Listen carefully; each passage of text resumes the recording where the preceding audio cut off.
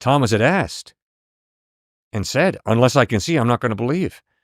And Jesus didn't reprimand him and say, you idiot, you dumb nitwit. No, Jesus stands there and says, right here, Thomas, my man, take your hands and put them in the nail prints in my hands. Take your hand and thrust it in a spear wound in my side.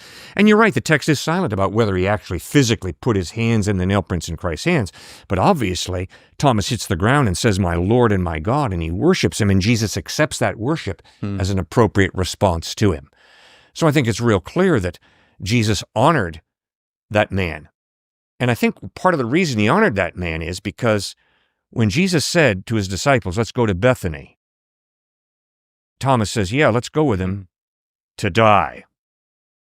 So Thomas was not playing this silly, silly game of, let's play the doubting game. No, Thomas was incredibly devoted to Christ, incredibly devoted to thinking through, is Jesus who he claims to be? And he was willing to die. So he was not some ridiculously naive game player.